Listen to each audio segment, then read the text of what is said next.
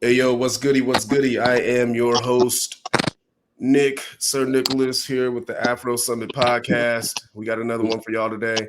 We're going to be shooting from the hip. There isn't really anything in particular that we're going to be going over, but as the conversation flows, I'm sure something we'll carve out a gem or two. First of all, I want to say welcome to the panelists. What's going on, MJ? What All it do? right. And then we got Kanyesa. I think I'm saying your name right. Yes, you said it She right. literally she literally just told me how to say it, and I'm over here messing it up already. Yeah, and Penzi, I think you might have to get your headphones because I don't know what you got crazy feedback going on already. Yeah, let me find them. Just give me a moment. I'll find them. Okay. Okay. So how's everybody's weekend? How's everybody's day, first of all? How's y'all day going so far? Good. I'm just eating just now. Oh, First are time. you want to? Damn, I haven't eaten at all today, and Ooh. it's only 12:50 on my end, so I still got time. But I don't eat breakfast. That's, and I hear that it's bad for you. I hear that you're supposed to put something in your body upon waking up. I don't ever eat breakfast. I skip right to a late lunch or like dinner. I'll go a whole day without eating. Mm. I mean, I made breakfast, but I didn't really get to eat any. So, Mm-hmm. yeah. Yeah, that's the I guess that's the life of folks that's on the go. It's always, busy, busy, busy, busy. And I can only imagine what that's like being a parent on Yeah. top of that. This is nap time right now. Oh, are you like this man is in the car eating? Mm. That's smart though. It's like, let me go ahead and take this food outside. I'm not trying to wake nobody up. Mm-hmm. I got you. I got you. Fatherhood, that's got to be a beautiful thing. Has it I mean, obviously, but I ask the question anyways.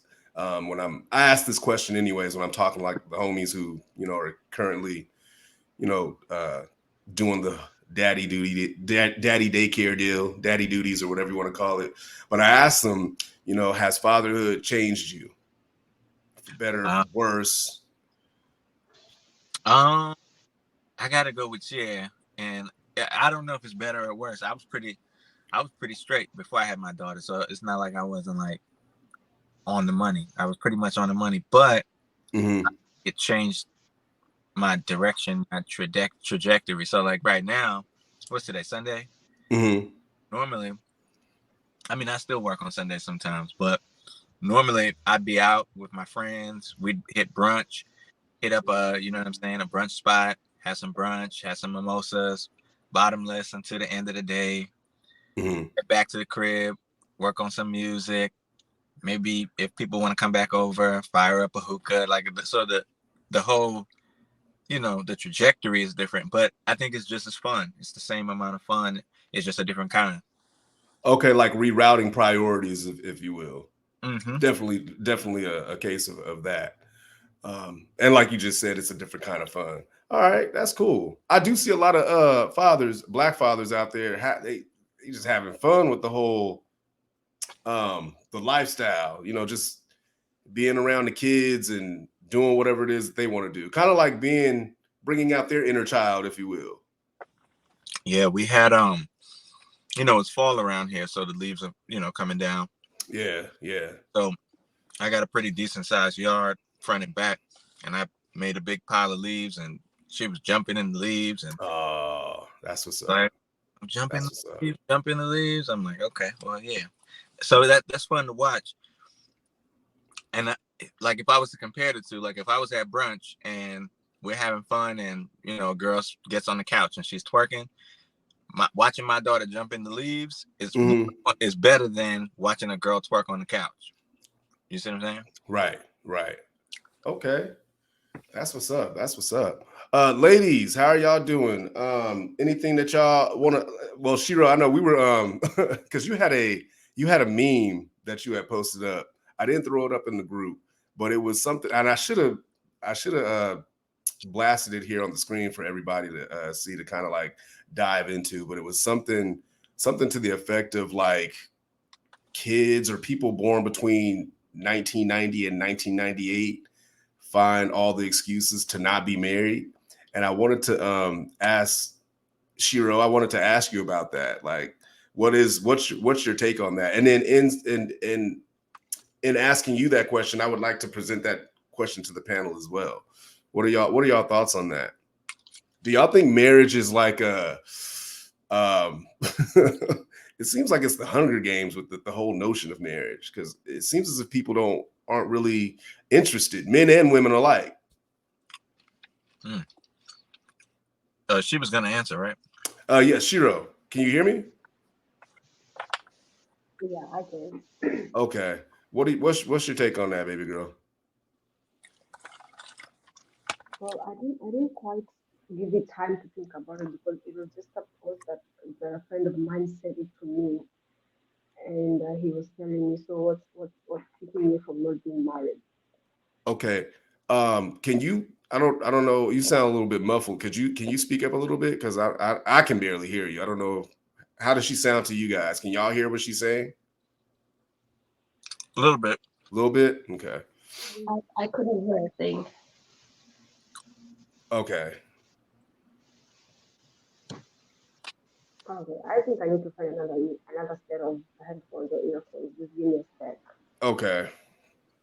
While she's doing that, Kayesa, what are your thoughts on marriage? Do you think it's a lost cause, or is it something that people are still indulging themselves with, as far as wanting to be married?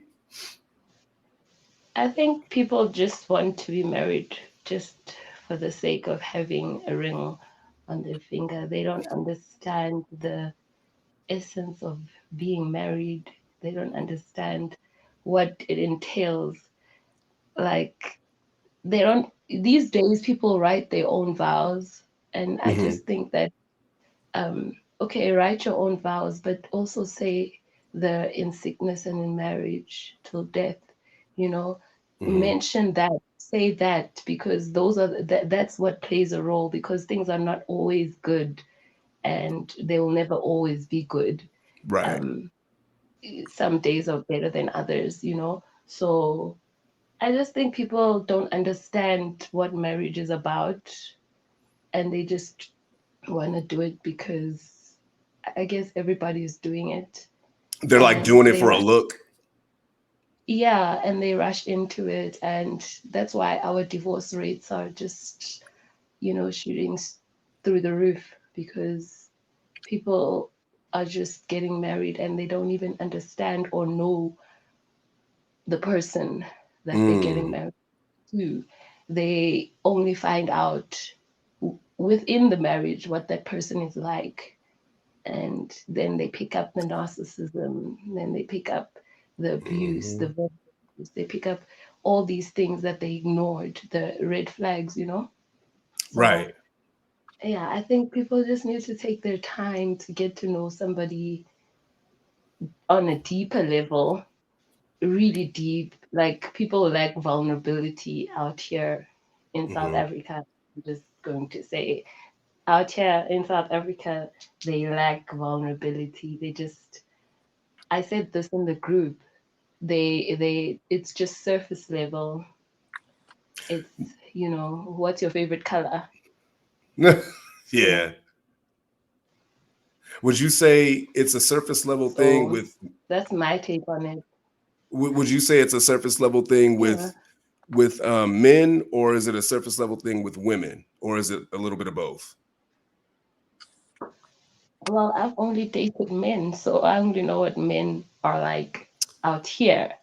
I can't speak for men, across the board, but men out here, I haven't had the best experience with men out here. And I was gonna ask too, because I know you're from South Africa, so I was gonna ask like what's the dating climate like for, what's the dating climate like overall, but specifically like what has it been like for you? Well, I'm 30 years old and I'm single, so clearly it hasn't been a good, A good it hasn't, run. yeah, it hasn't been a good run off here. So, um, yeah, um, they are good men. They are good men, but there are very few good men. Um, and I guess I haven't come across that type of man. So I can only speak for myself, really. Okay. Well, I mean, that Yeah. seems to be the general consensus with women across the board, because I hear the same testimony from women here at home in America, from Oh, really? Black women, white women, Asian women, just American westernized women here at home. A lot of them, they would tend to agree with you as far as experiences are concerned. And I think it goes back to what you were saying in regards to people not taking the time to really get to know a person. Yeah. They rush into a situation, and only then that's when they start running into those those red flags. And then even in running into red flags, they don't even Yeah. address them. They just kind of like let shit slide and hope for the best. So I don't know. Yeah, I think we're all Yeah. going through our fair share of fuckery when it comes to this dating shit. Oh, So I mean, because yeah. go Just ahead. because, yeah. Oh, I thought you had something else to add. I had threw something. I did throw up something in the group. Um, it was like another meme, and I got it from this group on Facebook, and this guy had posted something that said like, hold on, I got to bring it up. Next time I'm gonna have these visuals ready to go. Oh, I got it right here. So it says how to lose a woman. Basically, this is like a list on how to lose a woman here in America, anyways. I don't know how things get down in Africa, South Africa. I don't. I'm just going off of what goes down here.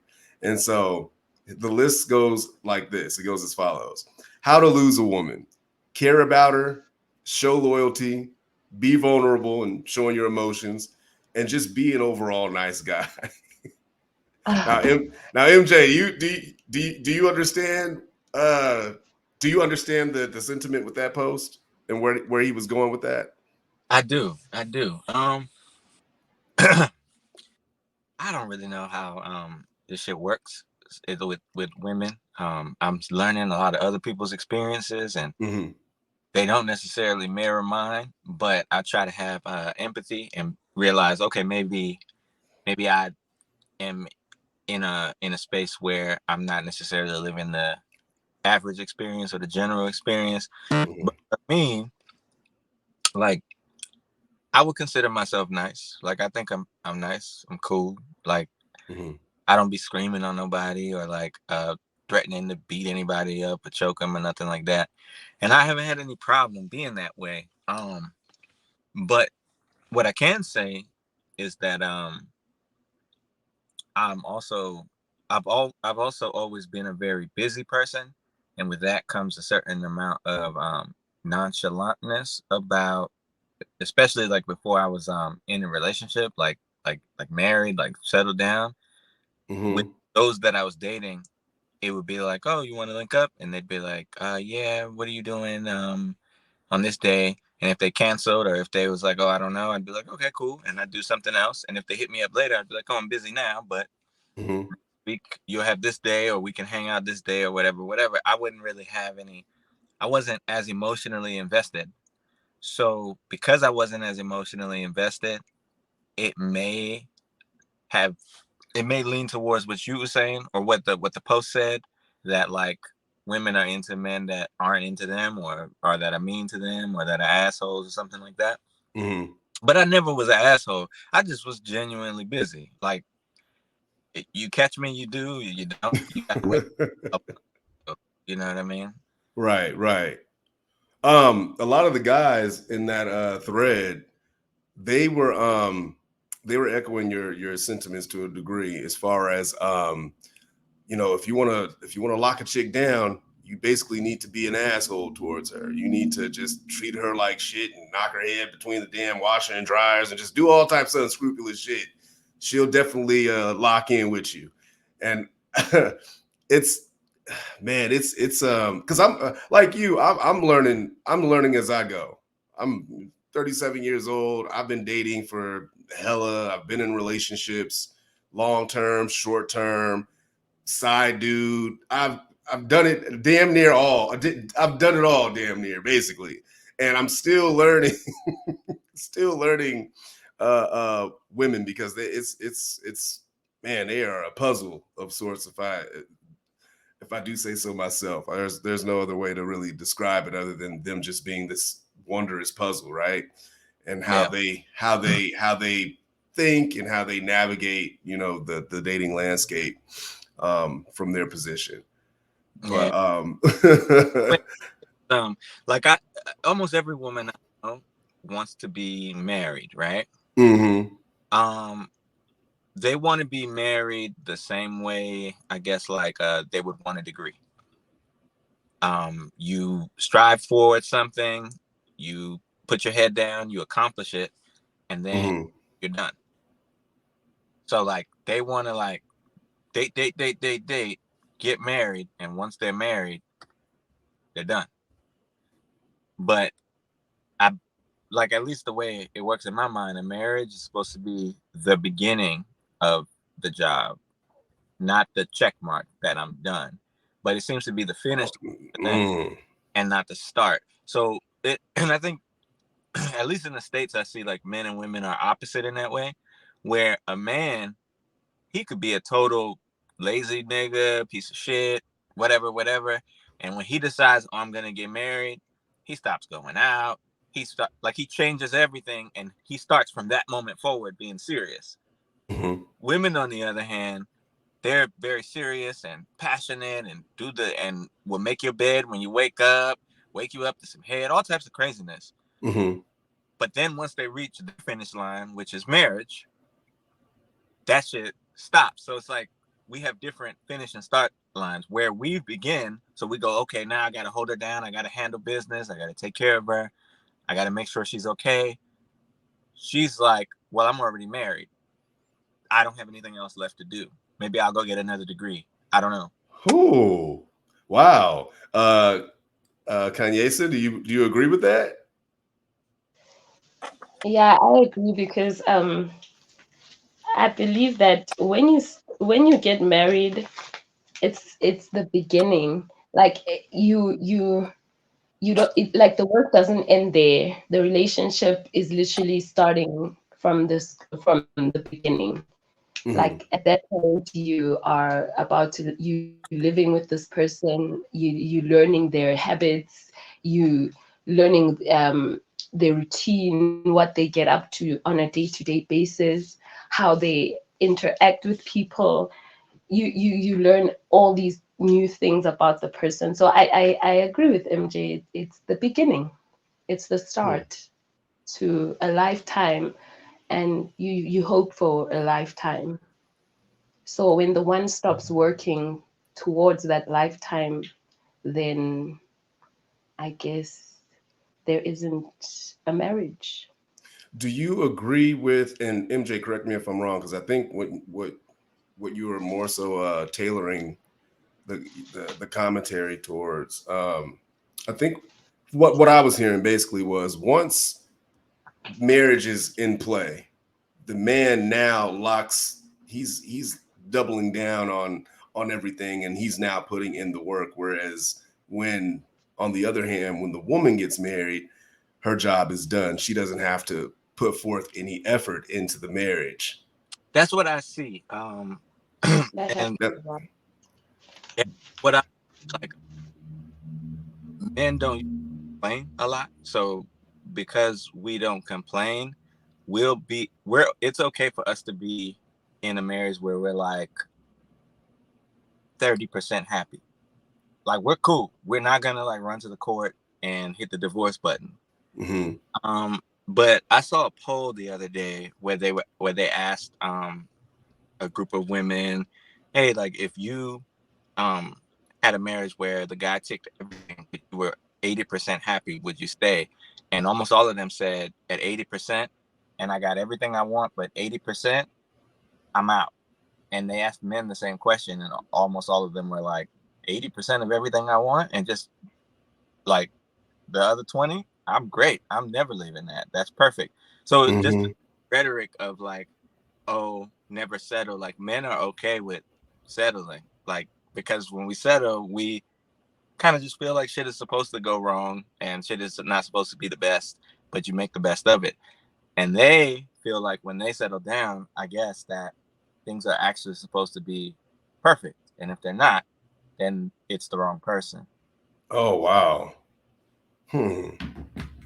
Which I'm trying to get Shiro on this in on this conversation because I want to hear her thoughts on this too. So okay, Kanye, so with that, would you agree with what MJ just said? We as women, we always dream about marriage, like from a young age. We always think about like what we're going to wear, how we're going to look.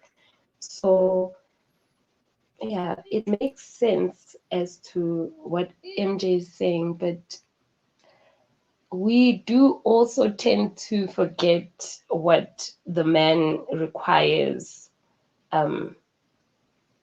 Because once we get our happily ever after, we become nonchalant and we basically, I guess, don't worry about the needs of a man. I can't really comment because I am not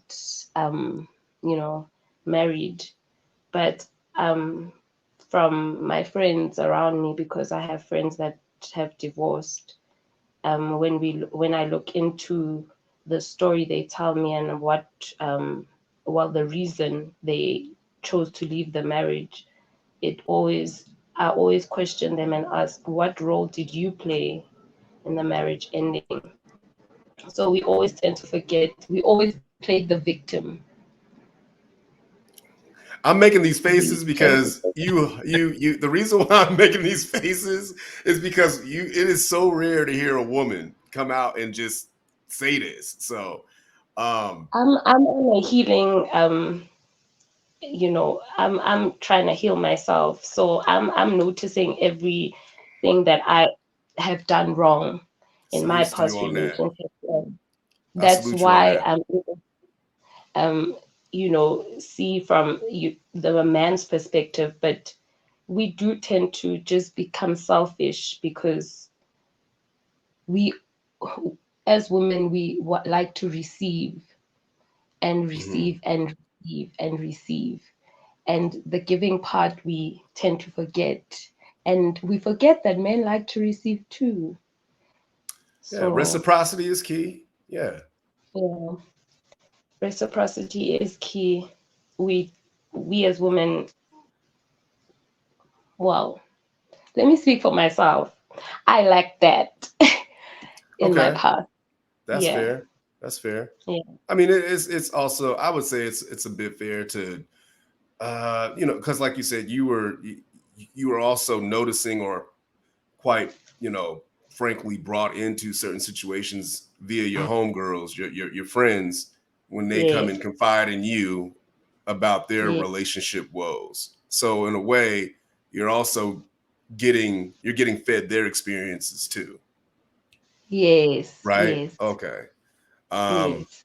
I was just saying, like yesterday, was talking about like how not even with marriages, but just with relationships. And when you're out here dating and you're doing the whole interview process, hey, so what's your name? Where you from? What do you do for work? What's your favorite color? All the surface level shit, right? Yeah. And then when you start, digging a little bit deeper and becoming a bit more vulnerable with the person, provided uh, the amount of time that you spent with this person and feeling comfortable to be vulnerable, when you start digging and getting to like the nitty gritty of things, for example, if I ask like, so what happened with, because it usually comes up like, what happened with your last relationship? Yeah. what went wrong there. And almost always, and feel free, anybody can correct me if I'm wrong, but at least here in America, I don't know how it goes South Africa or Africa as a whole, but almost always the woman is quick to tell you what he did wrong. She never comes out and says how she contributed to the issues that helped. Go ahead. I'm saying I'm guilty. That's true. Oh, really? Mm-hmm. So, That is true. So in the past, you know, when you've been on dates and that question came about, you would almost, or not almost, you would just immediately go to what he did wrong instead of talking about the whole of it, the whole picture. Yeah. Ah, okay. Okay. There's three sides to a story, and my side only mattered. Who says that I told the entire truth? Ooh, we cooking. About what happened? Who says that I was truthful? Because we don't know the truth, and we don't know the other. Well, we don't know his side. Right. So questionable. MJ, what was you gonna say? I say that I rarely ask that. I don't think I really ask that because I already know the answer. You know, the answer is really like he was an artist.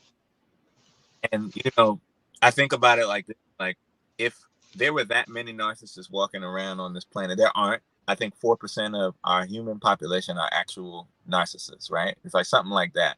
But Yeah. almost every woman, like what was wrong with him?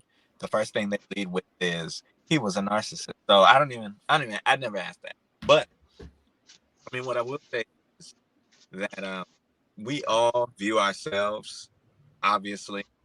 Let's say, but we view life like a movie. We would all be the main character or the titular hero. We would all. So a lot of times, it's difficult for a person who's not like stepping back and looking at the whole picture to view themselves as the villain, whether it's a guy or a girl. You know what I mean? I haven't normally I don't hear a lot about what happened between the guy and his ex, but lately since we've been in these chats, I've been kind of looking at people saying like what happened with their ex and stuff like that.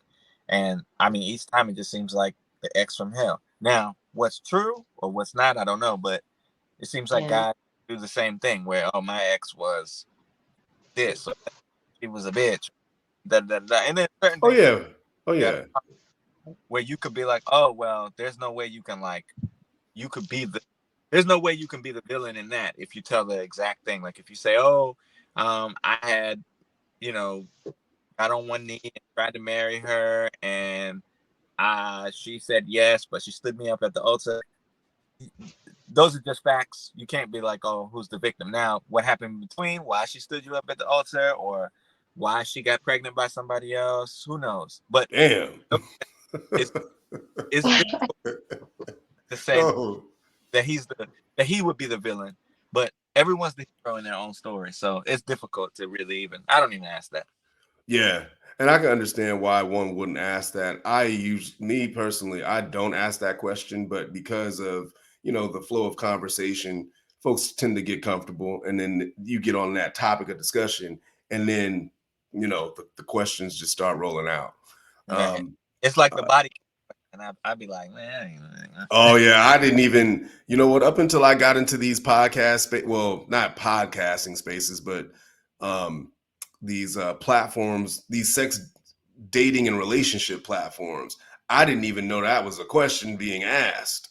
I had no idea folks was going around asking, so how many people have you met? Like, what? Last time I was in high school, so you know what I mean, and I'm 38 now, so that's not something I went around asking. We wasn't even talking like that in high school. At least me and mine wasn't. That was not of concern. The whole body count thing, it's entertainment for me. I think it's entertaining when people, come out and, you have folks that'll blatantly come out and tell you like, oh yeah, and then they'll give their number. And then you have those who just get super defensive. I tend to think the people who get super defensive about it are the ones that are telling on themselves the most. They're the ones who got the most. They got the most. They got the most kills in the game. And I mean, I don't know. I mean, like people are, you know, there's all these studies, and you know, I've been seeing all this like philosophy on like, I think I read the other day someone was like, you know, if a woman has slept with 3 men, she's done, and I was like, that's crazy. But somebody was just talking about like they had asked this guy like how many men. Oh, damn. Okay, so they were having like a similar conversation about body count, and one of the I think it was the host asking one of the panelists. It was a dude. He asked this guy like, well, how many is too many for you as far as like, you know, women are concerned? How many bodies are too many? And he was like, if she's like had, what did he say? He said like 3 or something like that, some super low number. like And like, okay. I mean, if you just break it down, you go, okay, let's say this girl started having sex at 18. That's, in my mind, that's late, but let's just say that's the norm. Let's say she started having sex at 18, right? And let's say she had one long-term relationship with a guy from 18 to 22. So that's one guy, right? mm-hmm. And she went out there and she was trying to date. And in 4 months, she met a guy. And during that 4 months, she had sex with that guy. That guy wasn't feeling her. Maybe that guy was a player. He left, right? And then she met. So now that's 2 dudes, right? She met another dude. This the same year. And she takes 8 months and she has sex with that guy. Have you ever waited 8 months to have sex? I've never done that. You? Nope. Even this girl is being as modest as I can think someone could be, right? And I wouldn't having that. Like I wouldn't date anyone that took me 8 months to have sex. I can't do it. Yeah. So 8 months later, she's on her 3rd. That doesn't work out. Now she's 23 years old.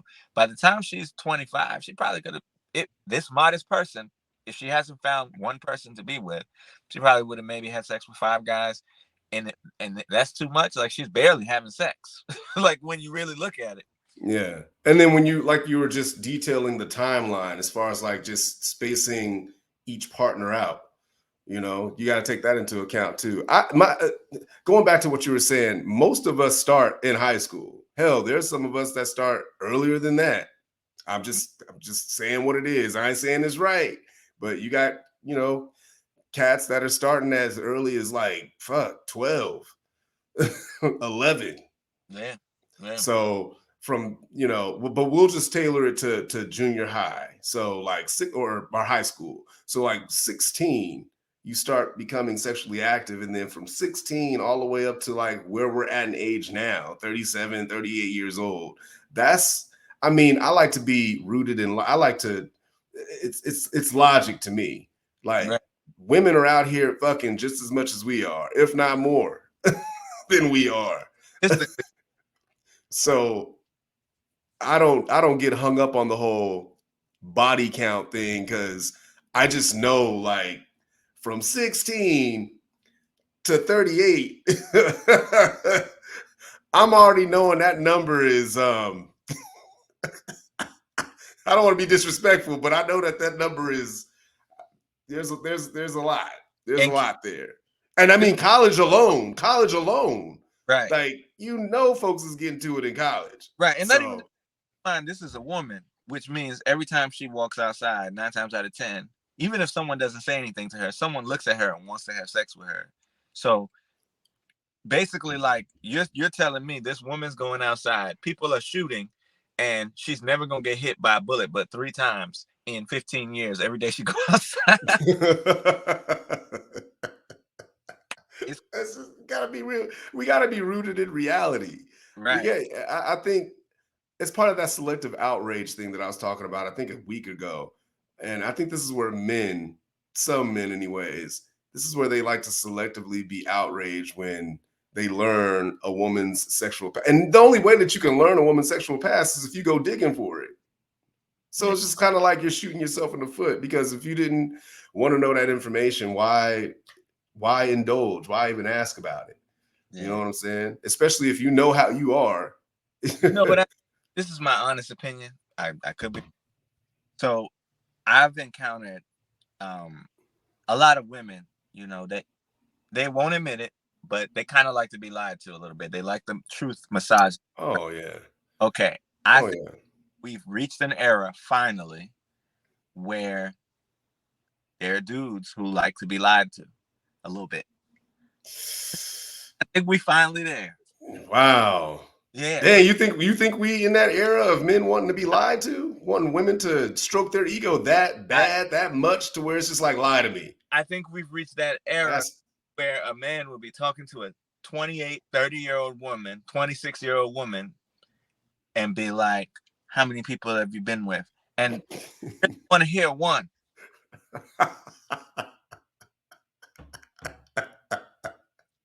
oh, just want to hear one. And that's Come on, man. Like I said, that ain't, come on. You got to be reasonable. We got to deal in logic. When they hear one, they're like, yeah, you know, she only got one. And it's like, you wanted to hear that. And she gave you what you wanted to hear. Right. I mean, I would always say I've been rooted in reality, but that just doesn't seem realistic to me. Given When you guys ask that question, what do you guys really want to hear?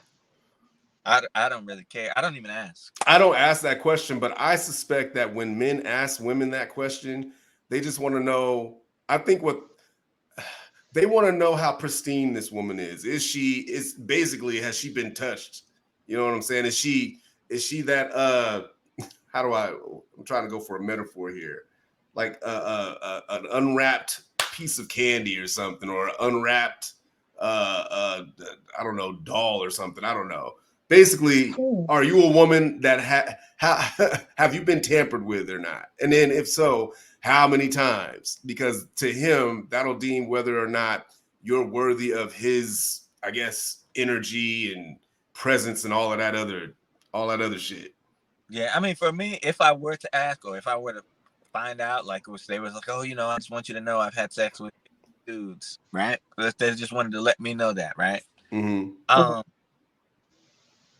The important part about that, the number is that bring important. Obviously, they brought me the number, but what's to be important to me is what type of dudes these are, because you slept with a bum. I can't value you because I'm not a bum. And I think that's what it comes down to. I wanted to say, let me just encapsulate it. That's what it comes down to, Kanye said. It's the value. It's how some men determine a woman's value. So if you didn't been through, if you didn't been through a many a nigga, then they gonna be looking at you like, you know, oh, she's refurbished pussy. I can't fuck with that. Or this is pussy I don't want nothing to do with. What if that guy wasn't a bum to me, you know? And to you, that guy's a bum. But to me, that guy may have sold me dreams. That's what makes him a bum. So it's not anymore. Once you bring it to me, then I can go, okay, what is this guy like? What is this? So at that point, what I'm trying to gauge is how easily tricked is this woman? And there's reason behind it, but it's for the future. So let's say you had all bums, right? And I go, damn, I got all bums. And I know I'm not a bum. These dudes are not on my level. Well, as far as you being loyal, you could be tricked because it seems like you easily tricked. As far as if we start a life together and you're handling money for me or doing something like that, you also could be easily tricked. And also, as far as these dudes who are clearly just not on my level, when I walk around with you and I'm holding your hand, this dude under the bridge is looking at me like, oh, I had his girl. And I can't do it. I can't do, I just can't. I'm sorry. But I had to date that bum to learn the lessons in life that I needed to learn. And now I'm going to suffer because I'm going to suffer at like getting a good man because I dated a bum and you think he's a bum, and I didn't think that at the time. Right. I So may now, think so way after, but at the time I didn't think he was a bum. right. I So thought he was a good person. here's what I would say. If I could look and tell that he's a bum, but you had to date him to see he was a bum, then that's where we if I can go, oh, that's a bum. And I'm like, Yeah, but I still had to go through that. what, how You come need I to But I did had you to go really? through that for But did, myself to learn the lessons. so I had to go and date that person and learn that, okay, I should stay away from guys like him because that's how he treated me. So I would never have known that unless I tested the waters. well, okay. So a bum is not characterized in my mind by the way he treats you. Hmm.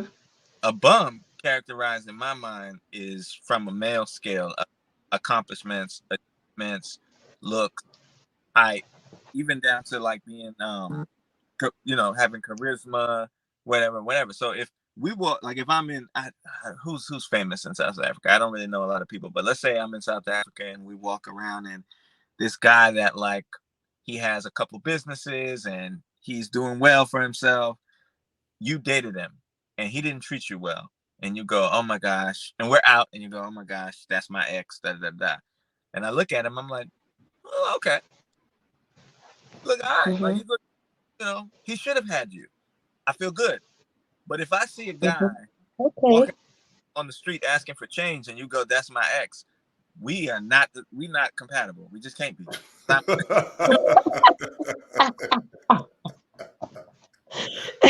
oh shit. What if he started asking for change after he lost me? Him asking for the bum was always in him then. So you should have seen it. That's Hey man, Well, I discernment. Go ahead. I'm sorry. No, sorry, it was me. My laptop just, yeah. Don't worry, continue. Oh no, I was gonna let you. I thought you had something that you were gonna add or rebut to what MJ was saying, but No, no, go ahead. you were saying that you had to go through it. My question is, Mm. did you really have to go through it? Especially if you have, let's say MJ is your brother or just a guy friend. And like you said, we recognize that just in the arena of men. Like we can see somebody and go, that nigga ain't about shit. How did he even pull her? Like, what the fuck did he do? You almost want to give him like his flowers to some degree, because it's like, I know he knows and I know, we both collectively know that he ain't worth a damn, but somehow he was able to pull this chick who got everything going for her. So what the fuck is really going on? So if we see that and we're you're, let's just say that you're confiding in us, because I'm not just gonna come off and see that and then come up to you and go, that nigga ain't shit, right? Like the whole dirty macking thing, I don't do that. But like now, if you coming up to me and you're confiding in me about this cat, and we mutually, and this is somebody that we know, like I know him, shit, you know him. I'm gonna tell you like, you're making your own bed right now, and so you must lie. You don't have to lie in it because there's time for you to pull out. But if you go beyond the point, like let's say getting pregnant by this dude, you already know what's about to happen. You congratulations, you're a single mom, basically, because you know that dude Yeah. was not about to. He he's a wasn't bum. about to stand. Yeah, he wasn't about to stand firm and be there for you or that child. And I feel like Yeah. I think there's a good amount. There's some women out there, they know that. They know that about said bum that they fuck with, but for whatever reason or another, they choose to stay in it with this dude because they think that this guy is gonna change for them. I don't know what that is. He's showing you time and time. He's showing you time and time again on a consistent level that this is basically what you're gonna be met with each and every day of your life that you with me. So if you're looking for change, or if you thinking something is about to happen, for the betterment of just of all things that are good, then you're sadly mistaken. He can do all that. He can say all of that. He can put that all out on the table. And there's some women out there that will still roll in the deep with that guy and just fuck around and be in a less than situation that they never had to entertain in the first place. And you have guiding posts out there like your brother or a homeboy, your homegirls, your mom, your dad. You got all these people that are telling you, why are you and that's fucking with exactly this what dude? I want to touch on now. Oh, go ahead. Yeah, most women lack discernment because they grew up without a father figure. So Okay. we generally don't know what it's like to be treated by a man. We don't know what a man should do, and we don't even know how to receive it because we don't know anything that has to do with a man's love. So most women that grow up without a father tend to fall for men that are bums, like you guys said. Yeah. So I mean, I can see that. I just think like certain things though, they don't really have to do with treatment, or they don't have to do so. Like, if I'm a girl and I'm in my 20s or 30s and I'm dating a guy, he takes me to his house and his mattress is on the floor, right? I can see where this is going. What makes you getting pregnant by this guy with a mattress on the floor is going to do you in? It's just not. So that's what I'm saying when I say once you get into body count, it's not necessarily what you've been dealing with. Careless or reckless, that's that's a whole different thing. That just means that you're not picky. You don't have any standards. But when you see something that is substandard, I guess my mindset is, well, why should I know what my standard is. Why should I give you what my standard is when you really only need this? Yeah. So I want a California king that's in a 3-story house. He was willing to lay on the mattress. I just can't do it. Yeah. It's almost like you don't like, it's like you go to buy a car and you defaulted on every debt or every loan. They look at your credit score and go, you don't deserve for us to give you this car. There's nothing that shows that you qualify for this vehicle. So in turn, with the men, the type of men that she's been dealing with, that she's let into her, that insert her, you know what I'm saying? Like, and she's been intimate with, you're not worthy of my archetype of me. You're not worthy of me, basically, is what you're saying. Oh, there's nothing in your history that qualifies you for my standard. That's all. There you go. And that's interesting. And that's up to me at that point, because that's not about her having money. I don't care if she has money. Of course. It's about her discernment and the way her mind works, Mm-hmm. Wow. Interesting stuff. It sounds like you, I mean, you said you're on your healing journey, right, Kanyesa? So, it sounds like you, you got smart and got up out the bullshit of it all. And you're in that you've since taken self-inventory and you're doing the work and on self and being able to just recognize things for what they are, which I salute you on that. I applaud you on that. I mean, there's plenty of sisters that are doing that too, by the way, I think. Thank you. Yeah, I think there's especially like here at home. I mean, we got a lot of them that are just game goofy, but we also have, there's sisters out here that are getting to it and they are, they're recognizing things for what they are and they're taking accountability, all that good stuff. I wish there would be like, oh, go ahead, MJ. I say like 100%, I have empathy and I do recognize that people make mistakes. So it's not like, oh, you got one bump pass and I found him and now, some women will have that guy or whatever. That's not the issue. It's the mindset to me. So when I say the mind, it's okay. If let's say you have a child and you know the dad is a bum, right? That woman to me that I have a child with a bum. I don't want her to say to me, I was young and stuff just happens. I want her to express like her mindset of I made a terrible decision and I'm paying for it for the rest of my life. Yeah. I won't make those type of decisions. Like I want to hear like a change in my, almost like a judge would want to hear a criminal. Like I've learned my lesson and I understand people I've hurt. Like you need to show me your mindset has changed, not like oh, I saw him and I don't know what's wrong with me. Well, okay, you're not. I don't hear the what's the word that buzzword that people use, accountability. I don't hear that.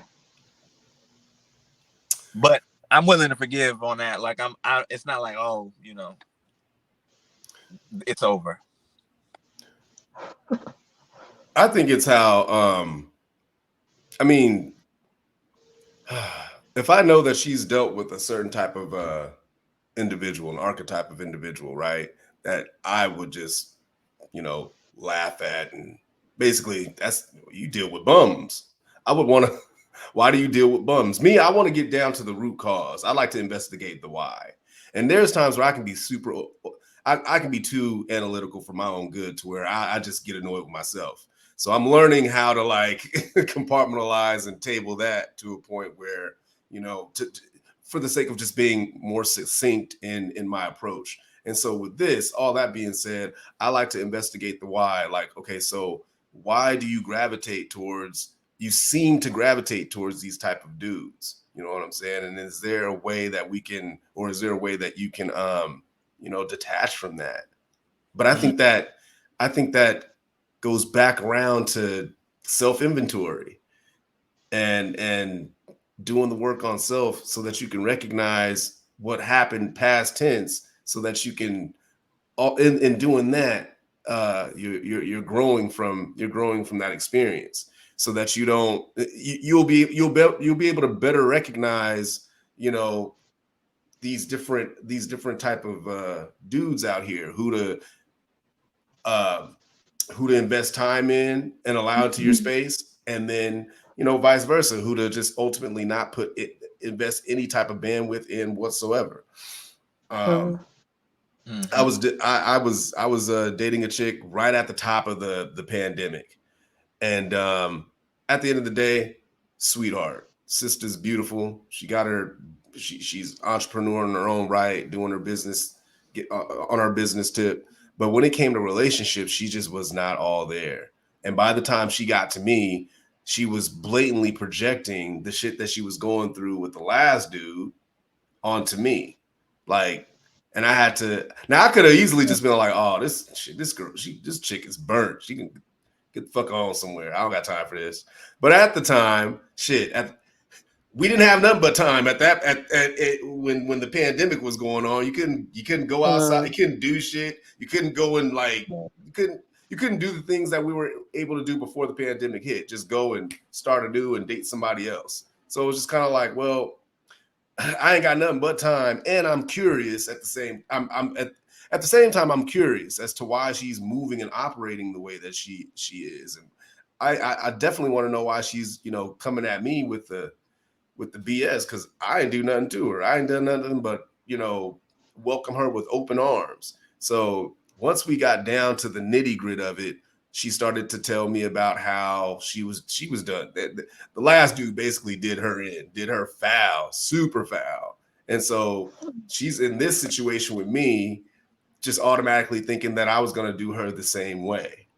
And yeah, I think to what you were saying earlier, MJ, that's one of those things that you can fuck around and catch a stray bullet if you come across a chick who's just known to deal with this less than type of individual, this less than type of dude. Because then when they get out of that and then they get back into the real world, right, and they start getting around other men of means, resources, respect, you know, all of those good things, honorable things, they tend to, in my experience anyways, they tend to project what they went through with the last guy onto you. And there's times where they don't even know that they're doing it. They're so used to being in that chaotic cycle, they don't even know that they're doing the shit. And so I had to pull her aside and like really get on her about what was occurring at the time. I was like, I don't know what it is with you, but you're not going to talk to me like that. You're not gonna carry you're not gonna carry yourself in the way that you've been doing, you know, for shit, the duration of time that we've been together. Like I've done nothing but open my home to you. I've been nice to you, and not just, I mean, I've been a genuine individual. Like I'm showing you, I'm not just telling you, I'm actually showing you in actions that whatever they're used to, I'm definitely not that. So I don't understand why I'm still being met with all of this turmoil. Right. Well, this is what I say. You know what I mean? I quick anecdote, you know, quick little story. Go ahead. This is before I'm in my current relationship now. So, but I was dating this girl, and she let me know that in her past that she had physical violence, you know, with the guy, you know. Mm-hmm. And I was like, oh, that's crazy, because I've never had a woman hit me, woman. So, but look, let's see how this goes. And we were having this conversation. We're at my house, and it was an uncomfortable conversation. She was getting upset, and she's sitting in a chair. It's a chair that's across from my bathroom, that the smaller bathroom that's in my room. And she's sitting in the chair, and she's like, she asked me a question, and I was like, well, you know what? I'm gonna get ready for work. We're gonna table it, and we're gonna talk about this later. Just straight like that. And that's usually how I am. I'm not overly emotional in a conversation. Mm-hmm. She gets up and comes to the doorway and blocks the doorway. And she goes, no, we're going to talk about this now. So I'm brushing my teeth, and I just start laughing. And then I was like, what are you doing? Why are you standing up? Like, what are you doing? And then she sits down, and then as we're riding into work and I'm getting ready to drop her off, I'm like, you know, when you got up, it just seemed like, you know, if you were a dude and you stood up and said, we're going to talk about this now, I would be inclined to knock your ass back down. But have you ever thought that because maybe you were in a physically abusive relationship that you react to like arguments? She's like, well, I wasn't trying to challenge you. Like, what would I look like fighting you? Like, I'm like half your size, and that. I'm like, I know, but look at what you did. You get what I'm saying? Like, look at how you're moving. And I was like, that's your last relationship where you would be like, no, we're gonna talk about this, and get in the way, and then he would, you know, maybe punch you, and then now he's abusive. But literally, now your personality is antagonistic to where you can really only be with somebody who's going to put you down. But like, maybe you could change that, but that's not for me to work on. And, you know, she agreed. She was like, dang, I didn't really see it that way, but I did get up like I was going to do something if you didn't have the conversation I wanted to have. So, you know, a lot of times their old relationships can affect, and maybe for dudes too, you know? Yeah, that sounds hectic. Because imagine being threatened by a whole woman. That's not nice. Women tend to be disrespectful in some cases. Yeah, I mean, especially because they know that men are not supposed to put their hands on them. But yeah, and it wasn't even a threatened or I felt disrespected, but I just felt like, oh, you must be outside of your whole body talking about we're gonna talk about and standing up like you. I'm not gonna explain this, but I was brushing my teeth and I just laughed, and then she didn't think anything of it until I brought it up and was like, when you got up like that, like what were you gonna do? Was that an or else? It sounded like an or else ultimatum, but like it really wasn't, because you can't do shit. So it's just Do you know that some women get off of shit like that? Like, being like, they'd start an argument just so that their guy can beat them up, and Those are the types then that dwell they, in chaos. Yep. yeah, Yeah, and that's then they're just addicted to the crazy sex after that. Yeah, most yeah, women do that. yeah, yeah. Stay away from me. I don't even do like some people love like, oh, make up sex after an argument. Like if I have an argument with you, that means I really don't agree with you. So like I Mm, don't be feeling like touching you. That's just me. yeah, Yeah. need to cool off. Yeah, I've grown tremendously, from because I've been in 3 serious relationships. So from the first one all the way to my last one, which was like what, last year, over a year ago. Um, that was my last relationship was the most healthiest relationship I've ever been in. Because every time there was a discrepancy, we approach things from a diplomatic standpoint. Now, because we are two individuals that's passionate about our shit, we're passionate about our standpoints and opinions and things of that nature. There were times where, the volume level would go up a little bit more than what it should have been, Mm, what it should have, but it was never like a screaming match or me calling her out her name, her calling me out my name. Like that was never a thing. It was just whenever we got to a point where it was becoming too much, we both knew when to scale back. My thing mm, was, you know what? I'll just agree to disagree with you. We can revisit this some other time. Or we don't even need to bring it up anymore, because we've had this discussion several times now, and we always come to a point of contention. So I'd rather not even just get on this subject with you at all, because you're going to be where you're at with it. I'm going to be where I'm at with it. And just, again, respectfully agree to disagree. And we would just table it mm, there. Now, if it was a situation where it was like, okay, we can have the conversation, but we just need to cool the fuck off, and I'm going to go over here and she go over there, then we would do it that way as well. So I definitely appreciated that about my last relationship. That sounds Um, Huh? that sounds healthy. Yeah, yeah. And then I did a mm, thing. I started to implement this deal called relationship checkpoints, where every month we would just, like, once a month or once every other month, we would sit down and put like an hour aside, if that, and just get it all out on the table. So, is there anything that we need to go over as far as what needs to be worked on? What do I, as an individual, as the man in the outfit, need to do to be better? And then I would definitely come out and tell her what she needed to do, if anything, on Mm, her end as the woman in the outfit. And not just as a mm, woman or a man, but then as individuals, as people, like right. to keep this, this union healthy and thriving, a cohesive unit of sorts. Like, mm, what do we need to? It was a space for us to hold each other accountable. You know what I'm saying? And we would just come out, and because she was definitely like me in the sense of like just being blunt and being honest.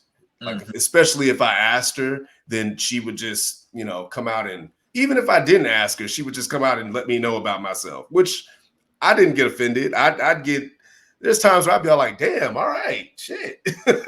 but but she, she kept me on point, and I did the same with her. So like every other month or so, we would like sit down and have the discussion as far as like where we're at in the relationship. This is what's good. Let's keep, continuing on this trajectory.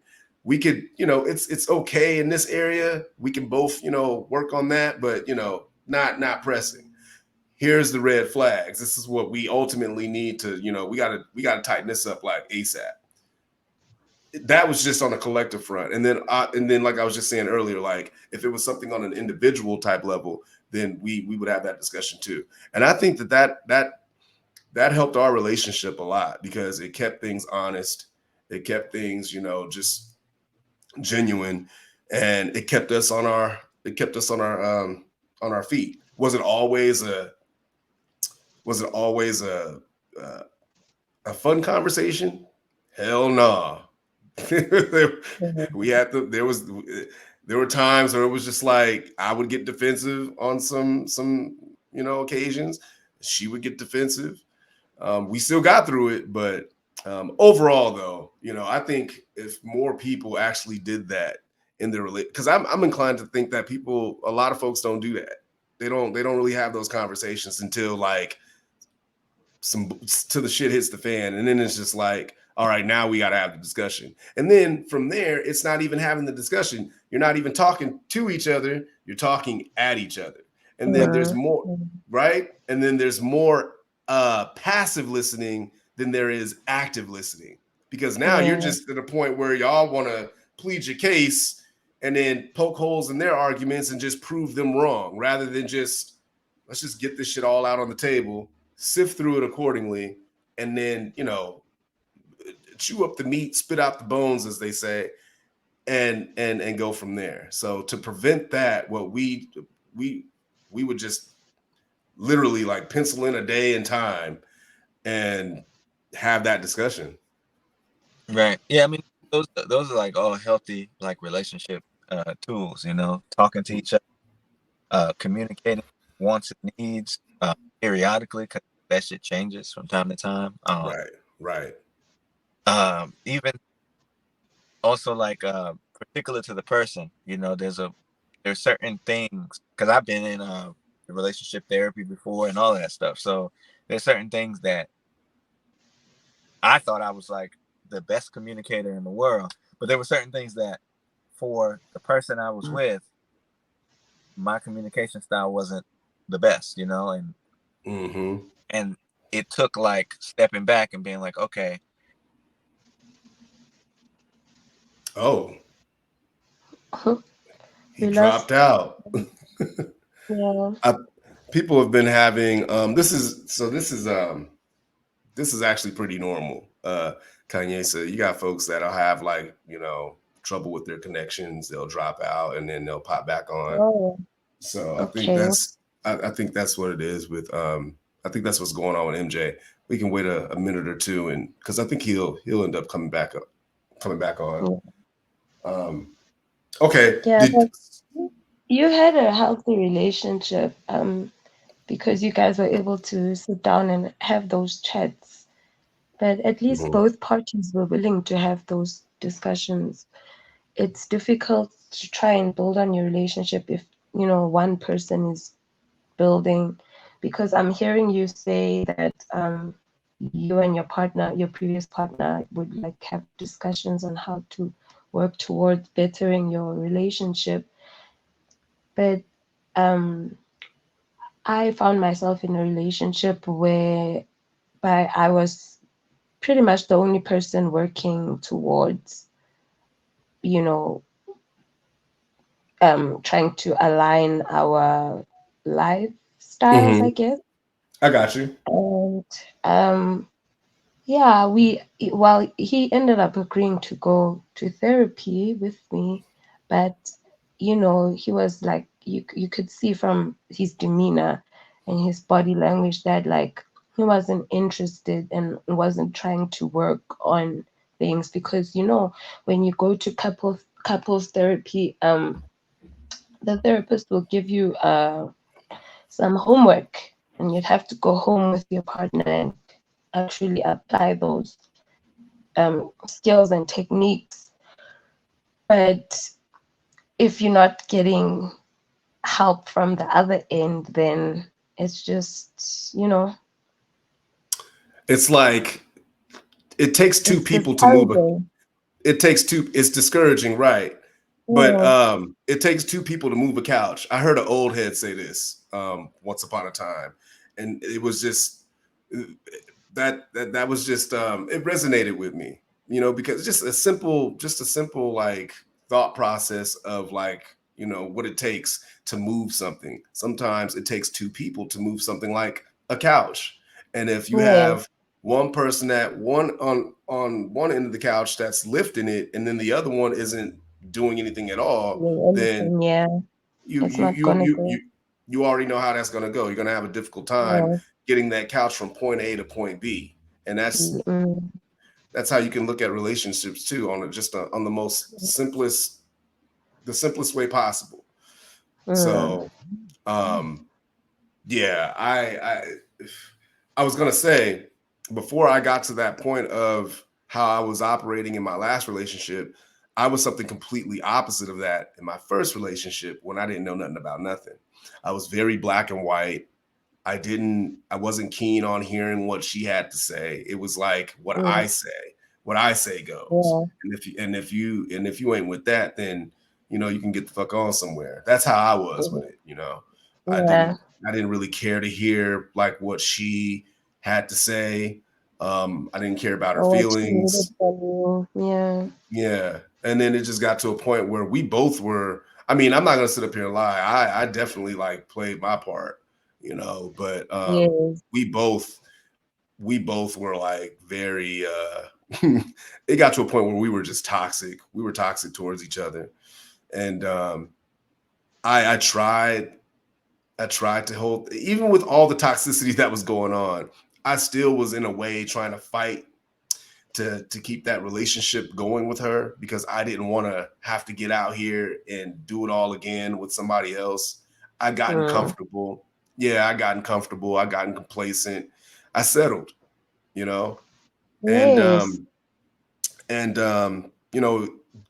even though I knew we had went beyond our breaking point to where it was just like, all right, it's time to clock out and just pack a bag and move on. I, at the time, wasn't wanting to do that. I just, I think if we just work it out and just talk it out, I think we'll make it. Like, I was of that mind frame. But then, like, when shit would go down and she would try to like give me her half of how she was feeling, I would like contradict myself in a way where I just, again, didn't care about how she was feeling. I just wanted to be done with it. Like, if I felt like I had a solution to the problem, then we shouldn't be talking about it anymore. It should just be done. And so I learned a lot. That was like we were together for like 3.5 years, almost 4 years. Now, would you describe her as a bum? No. Or the things that you learned? I would not describe her as a bum at all. I would describe her as somebody who I compartmentalize, like outside of like us and just a relationship, right? She's extremely intelligent. She's beautiful, and she has her head on straight.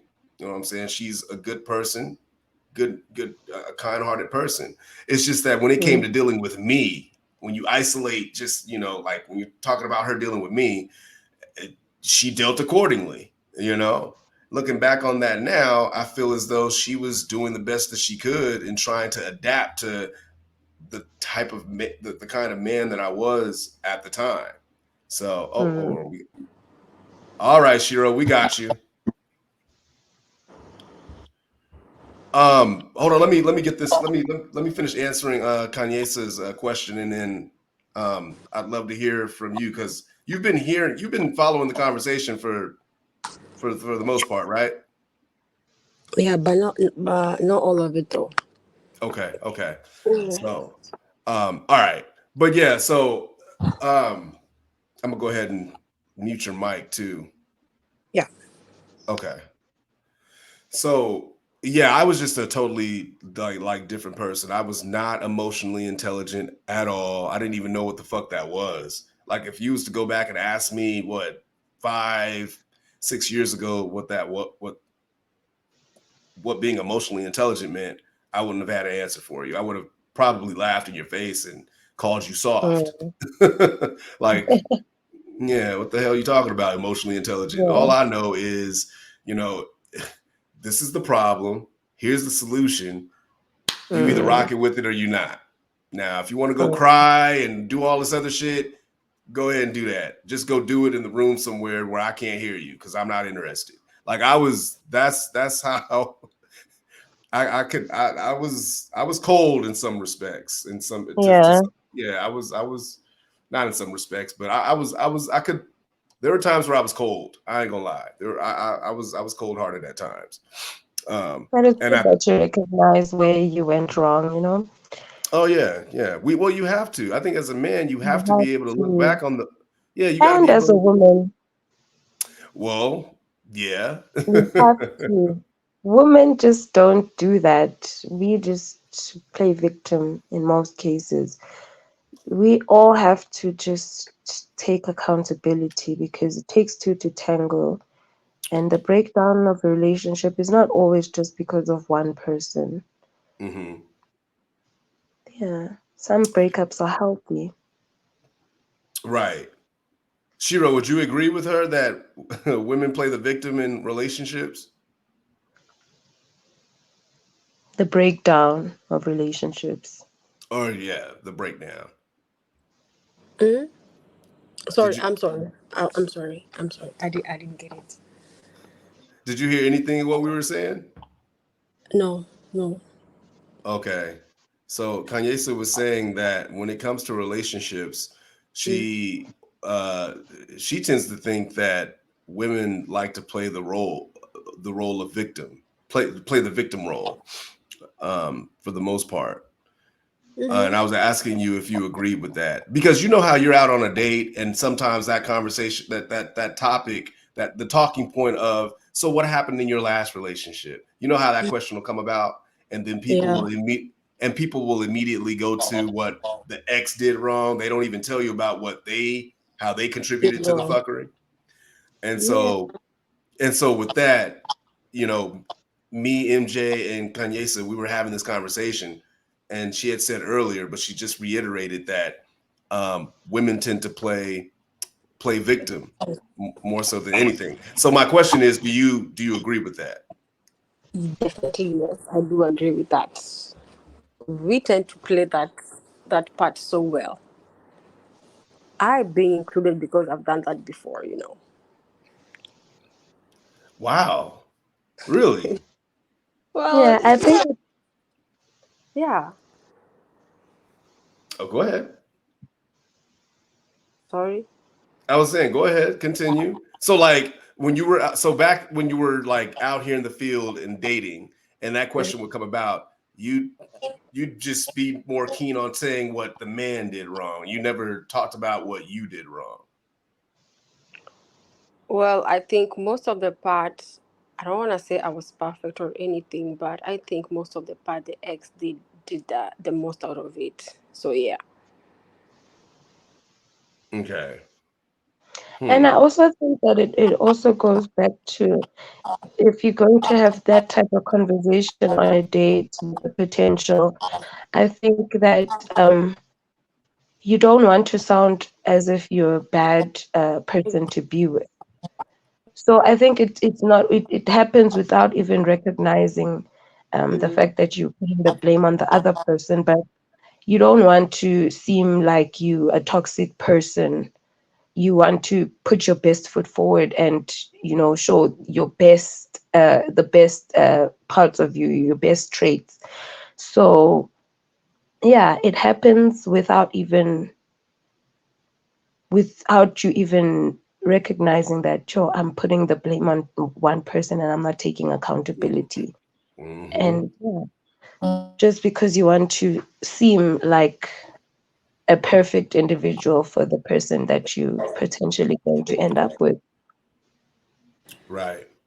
mm, Um, I like how you frame that, because you do have people out there that they'll omit certain pieces of information about their past and relationships and how they contributed to the negatives, right? Out Yeah, we of all guilty of this, all of us. right. And they do that because they want to, I guess, in an attempt to put their best foot forward. They don't want to seem like they're problematic. Everything that you just Yeah, eloquently put out. yes, but I'm Well, saying men as well. Men do it too. no. I was gonna say, because Yeah. with me in particular, I remember I did it one time. I did it one time where I was just like, she did this and she did that, and I felt like I was disrespected. I felt like she slighted me here, slighted me there. I was just doing everything to like, I was just putting it all out. I was talking about what she was doing, but never like, I didn't really say what I was doing. And so Yes. after I sat back and you know, and this was at a time where I was like, I had to be real with myself. Me personally, I've never been to an actual couples therapy or just a individual type therapy session for self. I'm working on doing that though. I'm definitely in the hunt for a therapist. But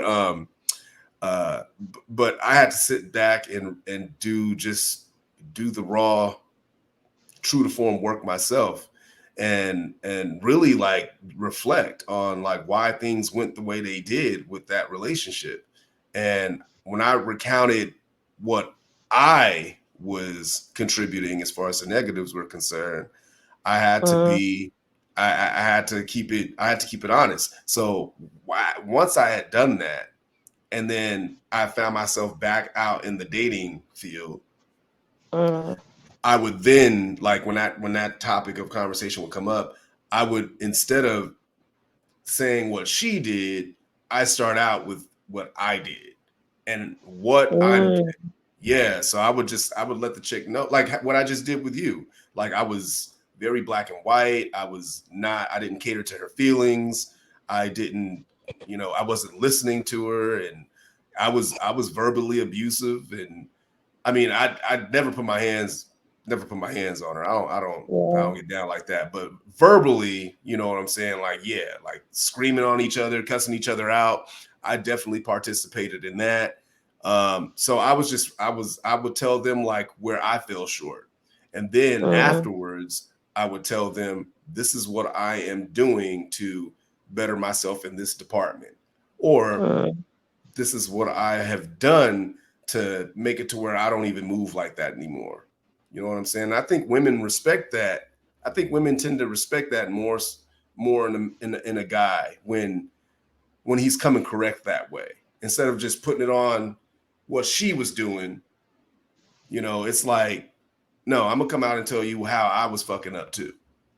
And Wow, I think I'm gonna move like that moving forward. That was actually something I needed to hear. So thank you for that. Like, I'm gonna no, move like that moving forward no because problem, no problem. yeah, I actually needed to hear that. Yeah, because I mean, you haven't been in the group long, but I'm Yeah. very blunt. I just like to keep things honest. I don't like to do the whole, beating around the bush and things of that nature. So I'm learning how to, I guess, tailor that bluntness, that honesty, to where people aren't feeling offended, because y'all are new to me. We're all black, but Africans are, you guys are new to me. I don't have a lot of African friends. This is the most that I've ever like congregated with folks from the continent, us being in this group. So I understand that y'all have a different approach to things from how we approach things here over in America. And so I don't want to, and so I'm trying to like package my input on things, my opinions, and just how I give off my take on whatever we're discussing in the group.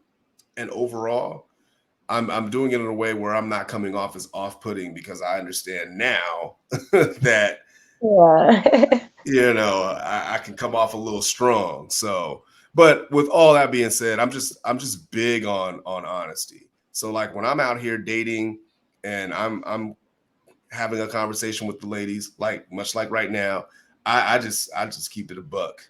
I keep it 100%, and that's it, because that woman can't say that I wasn't honest about X, Y, and Z. You know what I'm saying? I do that on purpose, because I don't want to give that woman the room to say what she didn't know. Because it's like, no, you knew, I told you, And so with the information that I'm giving you, you then have the choice to choose whether you want to deal with me in the long term or not. You know what I'm saying? Yeah. No, that's good. Like, I'm gonna take that and move forward with that, like, every day. So I thank you. Yeah, no problem. I think it With that, oh, go ahead. no, I was gonna say, with that being said, I'm gonna have to call it a night because it's 12 a.m. out here and I have to be at work tomorrow morning. So it was Awesome. nice. Awesome.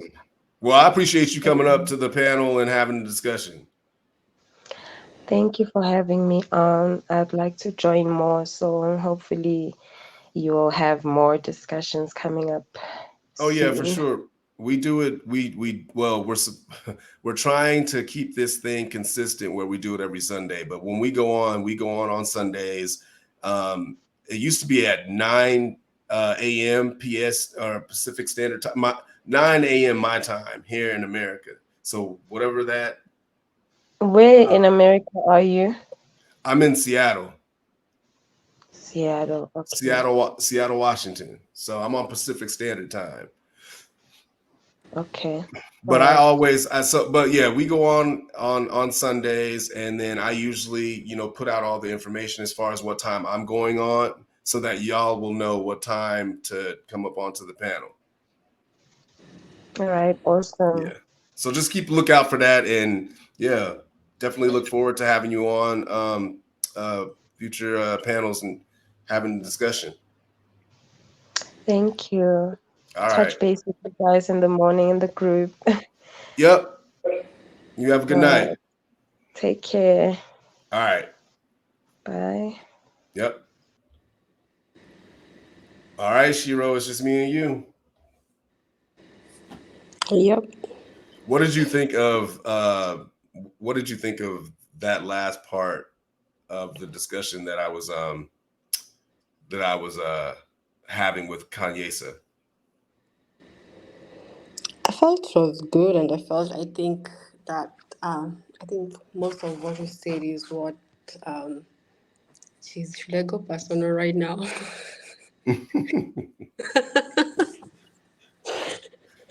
No, I don't think I'll do. I'll go to that direction. But yeah, I think it was great. Is I think that's one of the things I liked about you. Yeah, being blunt, although it sounded rude in a way, but it was good.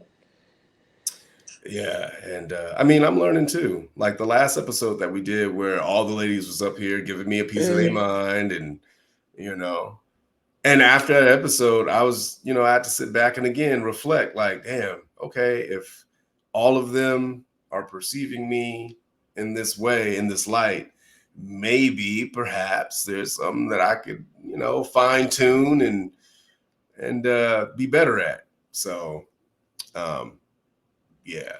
Well, I would say like okay, we have men out here who are also blunt with us, but I guess yours is kind of different from what you experience back at home. So I think that's How is it different? I don't know how different. Maybe because I think I told you maybe the words you use in your sentences they're not or we're not used to those. But then again, it's all the same. But So it's the approach, basically. yeah, that's the word. Yeah, the approach. Yes. Okay. So my approach is more, well, you just said it. My approach is even though I'm being honest, it's rude. Whereas at home with the men that y'all are used to, it's not as rude. Are they not okay? Are the guys over on the continent, over in Kenya, right? Are the guys in Kenya, are they professional and polite and nice about their truth when they're approaching women with whatever the truth may entail?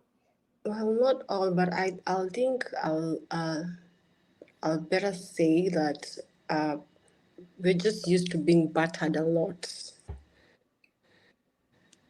Wait, did you say battled? Battered. Batter. Oh shit. Okay. Yeah. So when they come here up and they meet such like you from Black American side, then how you talk, how you project yourself. So there's the kind of way they take it. So I think that's the difference. Okay. Because when I hear battered, I ultimately go to somebody putting their hands on you. Oh no. Okay, you're talking about battered just with like verbal abuse, basically. What? Would it be verbal abuse? Would you say verbal abuse? Well, not. I didn't mean to say that. What I meant to say is like you're used to being sugar coated. Ah, Things okay. for us, yes. Okay. You're used to so the dude. Okay, so you're saying Kenyans, Kenyan Well, dudes. not Kenyans precise. I mean, most African women, yes. But let me say Kenyans at this point, yeah. Yeah, because I mean, I don't know what your experiences are with other men on the continent, so that's why I was just kind of like tailoring it to Kenya, because I'm assuming you've dealt with mostly Kenyan men, right? Yeah. Okay. Yeah. I just, I think keeping things honest is just always been my. It's been like if I'm out here lying, I'm out here lying about stupid shit. Like it can be us. We're all at like we're all working together, right? Or not working together. We're all like at a barbecue or something, and somebody's asking who ate the last piece of chicken. I'm gonna say you clearly it was me, but I'm not me. I don't know who ate the last piece of chicken. Not me. I didn't. I'll lie about some stupid shit like that. But when it comes to like, just things that you definitely should just be honest about, right? Things that could, affect somebody in the long run. Just keeping it straight. I mean, white lies, because it's stupid. It's just like, oh, okay, nigga, I know you were the one who ate the last cookie in the cookie jar. I know it was you, and you over here telling me it wasn't you. Okay, whatever. But like something on a more like major standpoint, playing field, like relationships and just keeping it honest with the ladies. Me personally, I don't like to do the whole half stepping and beating around the bush.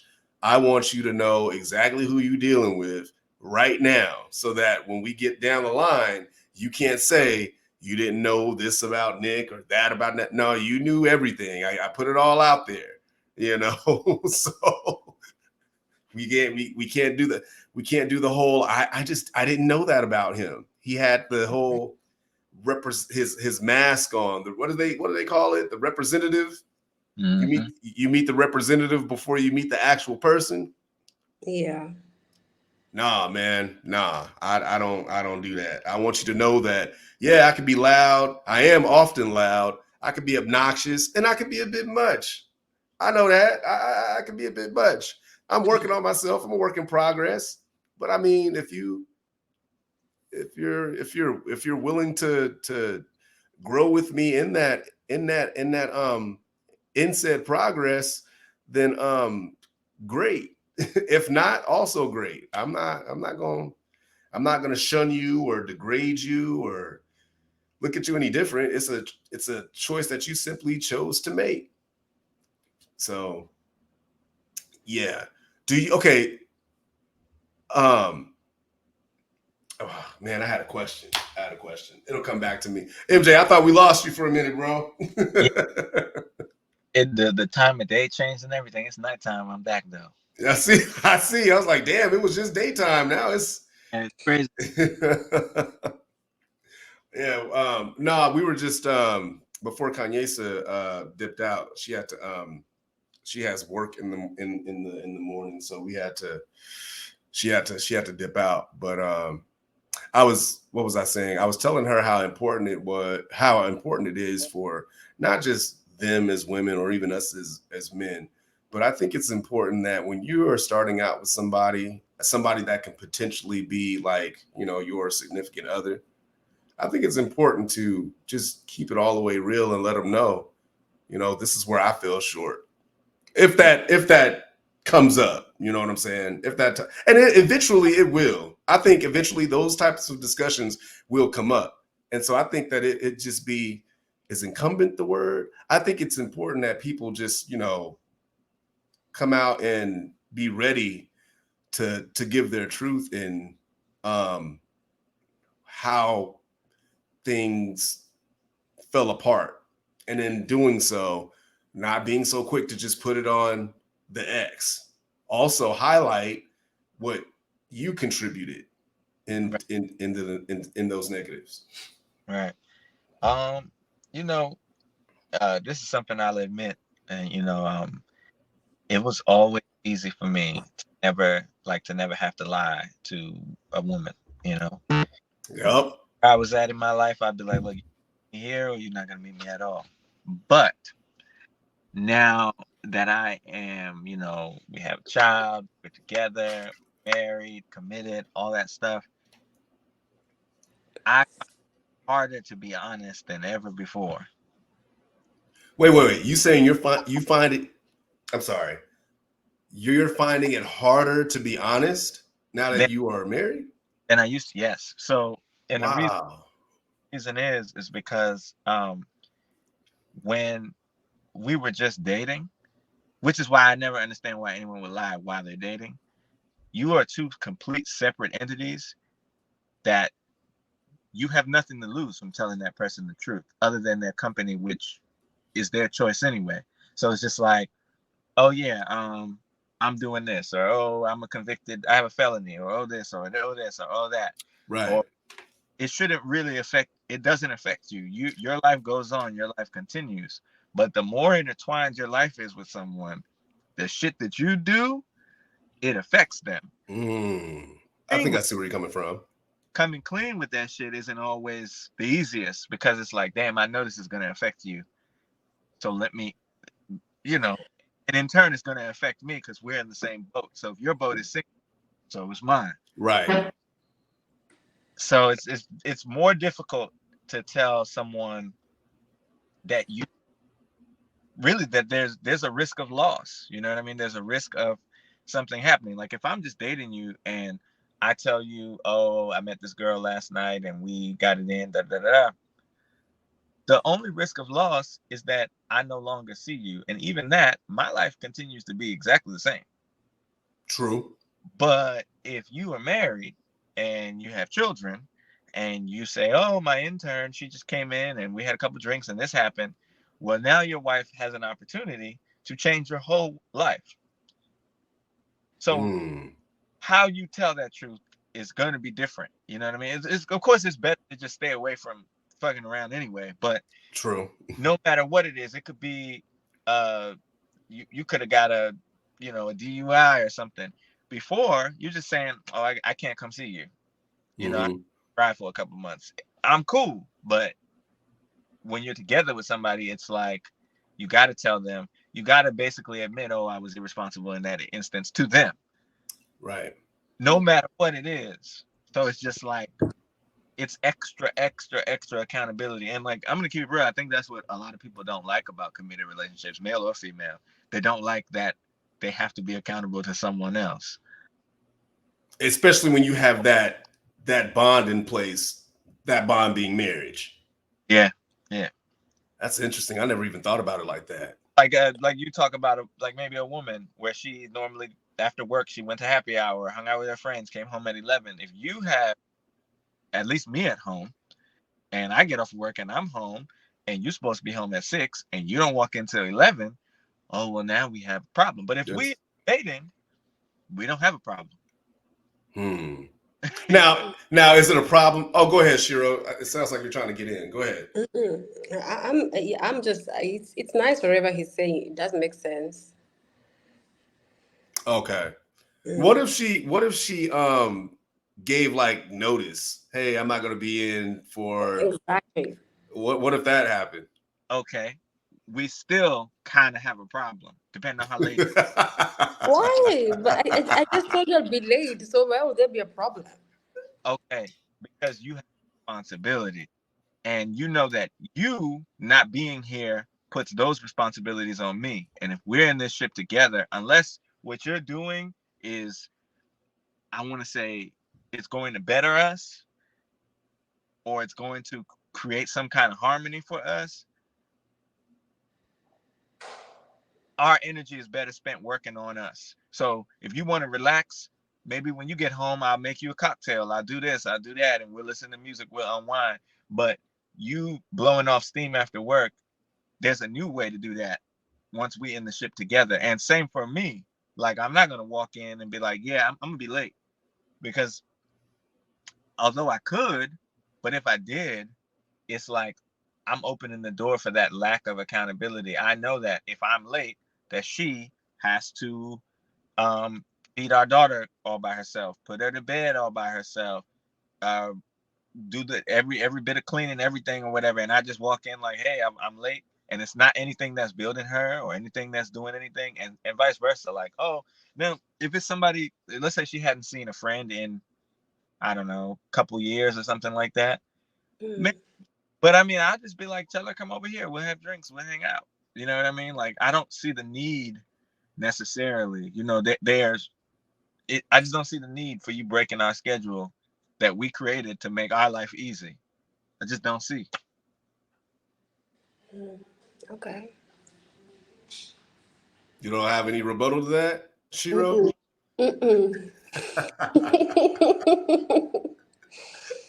Oh man, I don't know. I think for me, if I had some type of like notification, I wouldn't be tripping, because you were respectful enough and respectful of our union to, you know, hit me up and let me know, like, yo, I'm not gonna be home till late. Now I might ask you, actually not even might, I will ask you, how late you talking? And then, you know, obviously I'm gonna expect an answer. And depending on that answer, well then yeah, there could be a discrepancy, you know, but overall I don't think that I'd be tripping over it, because, you know, at least I know, because I would want to know where you're at. You know what I'm saying? And who you're with, just for, you know, safety precautions, you know, safety measures. Like, some go down and I don't know where the fuck you at or who you with. I'm not gonna know what to say, you know, when it's time to give that information. I don't know where my wife is at. She got Right. off work at 6 p.m. and it's fucking 12:30 a.m. I don't know where she at. Right. For me, it's not even about like the respect, of course, is important. What it is respecting the plan for life that we have made. Like, whatever we're doing that day, whatever we're doing that night, this is what we do. Now, if you want to break that plan, of course, like I said, it depends on how often. Are you doing this 2 times a night, 2 times a week, 1 time a week, 1 time a month? Even though that just sounds like too much to me, to be honest. It's like, should I change the plan to where you could stay out there late and it doesn't matter? Because if I change the plan to where you can stay out that late and it doesn't matter, maybe it looks like my mom is over here. You get what I'm saying? I hear you. And she's handling the stuff that you would have handled.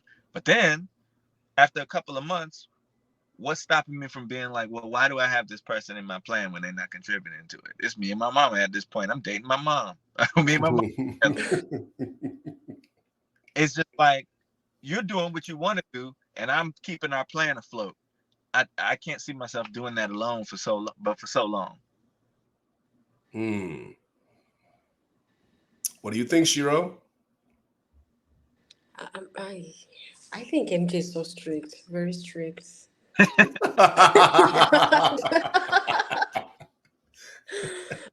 Hey, at least you being honest. At least you keeping it honest. It's true though. I mean, I probably am. But it's just like, you know, I'm not really a jealous person, so that's not even what comes to my mind. It's just a matter of what we have planned to do and what we're gonna do.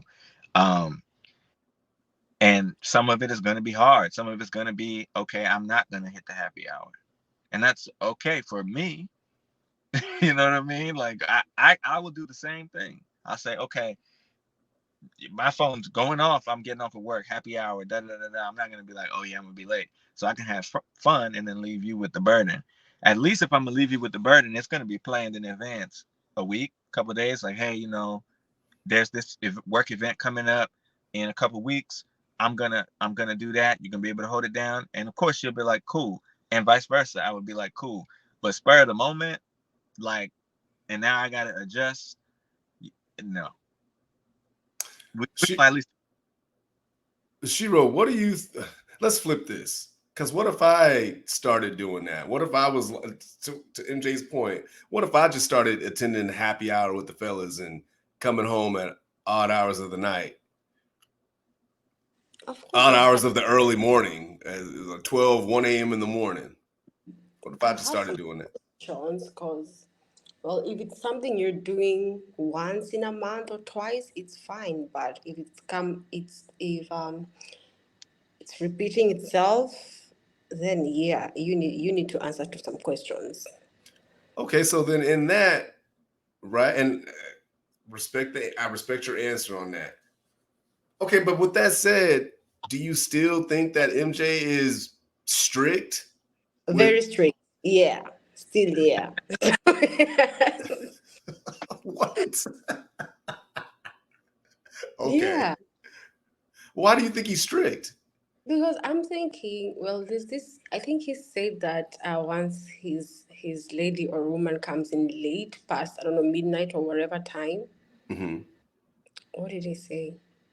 There's gonna be problem, something. Yeah, there So, should be. Yeah, and you just said that with me though too. Like if I'm coming in and but from MJ, it sounded like if I did it just once, there would be a problem. So I'm oh, sitting here wondering, so I shouldn't do anything with my life, just be your wife for the rest of my life? I mean, apart from being your wife, I am me. I have a life that I need to do something with it. Okay, I'm not gonna misbehave or anything, but then again, Okay. And so just once, it's a conversation, not a problem. And I'm not like an angry person. I'm pretty straightforward. So it'll be like how that once occurred, that it'll matter. So if that once occurred like you just showed up at midnight, then probably it's a problem. But if it's you called and said, "Hey, I'm gonna be late. There's a work thing, da da da da," I'll bite the bullet. That that one off one night, you know what I'm saying? If it's mm, something reoccur and you let me know, that's a whole different thing. But if it's something, and it's not about you misbehaving or it's about my plan. Because when I wake up, me personally, like I work pretty hard. I wake up at 3, 4 o'clock in the morning and I start working on my computer. I start working. I work until about 8 o'clock. Um, just me personally. My daughter, she wakes up. Me and her, we have breakfast. We play, we read. I put her inside in front of a video, and then I start working again for about another 2 hours, and then her and I go out to the park. We walk around. My schedule is lined up pretty tight. When somebody throws something in that schedule, it should be a good reason because in that workout, I mean, in that schedule is my workout. It's when I eat. It's a bunch of stuff. I would mm, have to make dinner. So in my mind, it's like, what are you throwing this off for? Because this is the other option. If we are not, if I'm not doing all of this, I can work towards making myself free instead of working towards making you free. You know what I'm saying? As a person. And if I do that, then you'll feel the full weight of what me working to make myself free. You know what I mean? So, like I said, I don't want to be strict, but at the same time, I don't want to act like my time isn't valuable because I do use my time for things. there's rules and regulations, Shiro. yeah, yeah. But it's just me. That's just me. Not everybody's gonna be happy, but for me, and for mine, I'm happy with it. As long as folks ain't getting out of pocket and being disrespectful and Mhm. doing the things that you ought not to be doing that will ultimately cause severe damage to your not even just your relationship. We're talking in terms of marriage, right? So your marriage, you know what I'm saying? Because like what you were saying earlier, MJ, a relationship is one thing, and though we want to take that serious, and because if you're in a relationship, shit, more often than not, you're eventually ramping up. You're going to be ramping up to marriage, right? So you still have to move a certain way. You got to move accordingly in order to even to get to that point of marriage, right? But now when you are actually in it as a person who's married, yeah, there's just things that you got to, you got to abide by, you know, so that you can keep that union respectable, honest, and just and flowing. And so if folks is just out here doing what they want to do, because you said something, Shiro, you had said something about you still have a life. And I wanted to say, so with you being a married woman, I mean, are you now saying you have you still have your own life outside of your No, I husband? didn't mean that. Like, I need some time off from the kids, you know. Okay, okay, Just okay. need some time to cool off, you know. Yeah, for me, that's something I can arrange. Like I like on my on, on my own birthday, right? I send, you know what I'm saying, the wife and kid on a vacation on my birthday. That I pay for. I send them on a vacation. Mm. Mm. So that they can, and I don't do anything during that time. I just meditate and relax. But I send them time to relax. If she wants time away from, you know, the baby, I'll send her somewhere and I'll have the baby. No biggie. Is it something where, because I think, and Shiro, correct me if I'm wrong, it sounds to me like Shiro is saying that, well, yeah, I'm gonna need time away from the kids. I'm gonna need time away from you. She needs her time. I think Yeah. it's more so like whenever she deems that she wants to take that time, not like, you know, all right, well, she's kind of like waiting on you to, I Mm. guess, plan out that vacation, so That's that you can have your time to yourself, and then this can be her time to herself, even right. though it's something that you set up, you scheduled. I Right.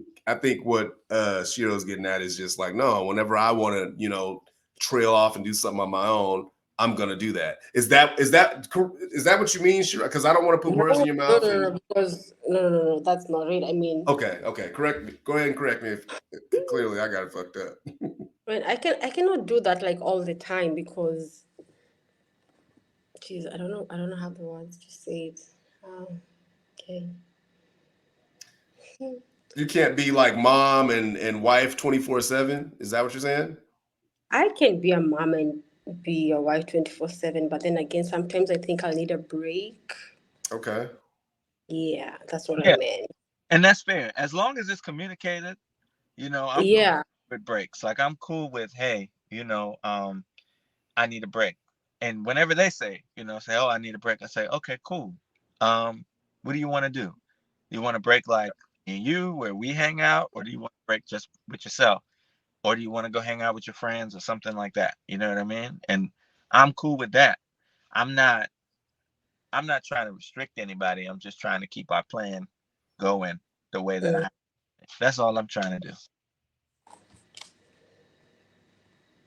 Hey, I feel that. I'm learning a lot. I mean, for someone who is, you know, who's married, man, that whole thing about sending her off somewhere on your birthday, I think I think I'm gonna use that. I think I'm gonna use that one. Like, you know what? A birthday present to me is you go ahead and go. I'm gonna send you. You go on vacation. Cause shit, there's times where we as men we want breaks too. Because we be having to put on, you know, we always have, or for me, let me not say that because some Mhm. dudes don't on at all, but I put on, you know, I do date nights on Friday. I get stuff ready, you know what I'm saying? I'm doing yard work. I'm doing that. I'm, you know, I once a week I cook. I'm not gonna say I cook all the time. I cook once a week, you know, You just doing better than me, bro, because I don't cook at Mm-hmm. all. well, and that's what I'm saying. She does great too. She cooks 4 days out of the or six days out of the week, actually. Six. Mhm. So I pick up one day and that's my day. And but you know, I have to put on and I have to, you know what I'm saying, be listening and active and understanding. And it's very different from when I was like just me. Mhm. So in that time when she goes, I get to just go back to who I was without the going out and, you know, dating and stuff like that, but still who I was. to where I'm only worried about me. I'm walking around the house in my boxers and chilling, and I might not shower, whatever I want to do. You know what I'm saying? Mm-hmm. Mm-hmm. No, I feel it. Yeah. Yeah, you know. Okay. I think that's dope. I think that's dope, man. Yeah, one day, marriage. That'll happen for your boy. I don't know. It's a lot of work. Yeah, it sounds like it. I'm over here in my head right now, like, damn, it just sounds like a lot of work. And you got to be on point at all times, or else, if not, something can derail that whole shit to where y'all may not be married anymore. That's what it sounded like these days. Yeah. I mean, yeah. You know, I read something today, and somebody in the group sent it, and I just thought it was funny because I've been saying it this whole time, but it was a statistic about lesbians at like a 70% rate that they get divorced, and I was like, see how hard it is to keep them happy. They can't even keep each other happy. They can't even keep them. Exactly. I'm watching a video on that right now. It was like, it's another content creator that was like expounding on that, but I didn't even know that stat existed. Over 70% of divorces, the divorce rates here hitting over the 70% marker For lesbians. with lesbians. Like, what? Yeah. And the reasons for the divorce are crazy. The same. Well, they're the same as what it is with a man, like, not feeling feeling ignored. Mm-hmm. The passion is gone, and someone got complacent. It's literally cheating, abuse. Because I hear about these domestic situations too. They be beating each other the fuck up. Let's say that again. I said it's really equal, so they can fight. Yeah. Oh yeah. Yeah. Oh yeah. Yep. But that was wow. That was an eye opener. I had no idea. But Yeah, sure enough, the fellas went in and sunk their teeth in that one. They're like, see, it's not just men, it's y'all. It is y'all. Y'all can't even. And I've said this like just in general, and I'll die on this hill. The whole sisterhood thing that women got going on, whether it's here in America or in Africa, I don't even know if it's a thing in Africa, but the whole thing about, women just being coming together as this forming like Voltron, if you will, and then just battling the forces of evil, that being us men, apparently, toxicity, masculinity, the patriarchy, all of that shit. I don't know, man. I think sometimes some of that is flawed, because if you put, I don't think that you can put women in a room together and it's just going to be like peaceful. I don't think, what I'm getting at is, I don't think women can be around each other for long periods of time. I just don't think that that's, I don't think that that they can do that. Like, we as men can be in a room together and just hanging out. I don't know this dude at all, but we just chopping it up. And but women, something is going to happen to where they got this like bad girls club, mean girls thing going on, where they start picking and biting at each other. Right. And I don't try to make everything a man woman thing, but this is what I do notice. I think it's really good about women for a man. Women, their disposition is that there's something wrong all the time. So they're always looking for something that's wrong, right? They're like quality control for life. Oh, that's a good way. That's a good way of putting that. Like this. Why is this like this? Why is this like this? That's their disposition, which is why they can't be around each other for too long, because they start picking each other apart. But for dudes, our disposition is, I mean, this will do. Like, if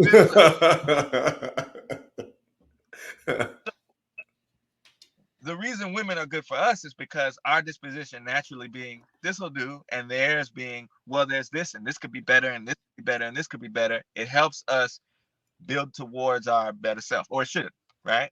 Right. Around each other, it turns to them tearing each other down. A lot. You know what I'm saying? And with you could kick it with dudes all day in your apartment, be unfurnished, dusty. They'll be in there drinking 40s, whatever y'all drinking, chilling, shots, laughing. It's a good time. It's a good time. Once you bring a woman into that apartment that's dusty, furnished, things are about to change. She's gonna start saying like, "Oh, well, like, why is there so much dust in here?" Like, da da da da da. Oh, why is this? Oh, why is this? And you just like, all right, I can take care of that. All right, I can take care of that. And of course, that has its limits, guy. But you know, I think that's their natural disposition to find flaw in things. You know what I mean? Shiro, would you agree to that? Yeah, I totally agree with that because in the back of my mind, I'm like, I work in a department where we are like 28 ladies and just like 4 men. So it happens a lot between us. Like, we're just picking at each other all the time. I don't know why it happens, how it happens, but it just happens. I'm telling you, man, it don't matter if it's at the job site, a get together, family reunion. It don't matter if it's a bunch of women together. It's just they can't hack it. And I know I shouldn't use reality television as an example, but I'm gonna, because it highlights that the most, like the love and hip hop joints and the Real Housewives of wherever they're at, wherever they stand at that season. And these are women that are like, you know, shit, well into their 50s and 60s, and they still be nitpicking at each other. Like it's like the Mean Girls phenomena is never ending. It don't matter if you're in high school or if they post menopause, they still act like that towards, they click up against one another and just have at it. I don't know. I mean, you know, entertainment sometimes, like I said, when her and our families joined, the first thing I did was I invited everybody over for Thanksgiving, and my mom and her sisters in the kitchen with her mom and her sisters, and I just sat back and watched. And it was like, oh, y'all do that, like, and you know, I'm African, so we cook, and she's American, so they're like, oh, y'all cook like that? Oh, isn't that too much pork? Isn't that too much? Like, and I was just watching, like, okay, and of course, you know, I got the feedback like, oh, you know, she talks a lot, or oh, you know, she thinks she knows that, but really, like, even in a joyous thing like Thanksgiving, where y'all are the hands that fed us and brought us to this point, y'all couldn't really put it together. My mom started arguing with her sister. You know what I mean? Oh, wow. You know, like, you know, they worked it out. It was done and it was good. You know, and she was like, I'm not gonna go in there. It's crazy in there. That had to be, man, I wish I could have been a fly on the wall, because you get to see, you know, African women and then, you know, African American women. They're in the kitchen together preparing food. So that had to be an eye opener. I'm sure.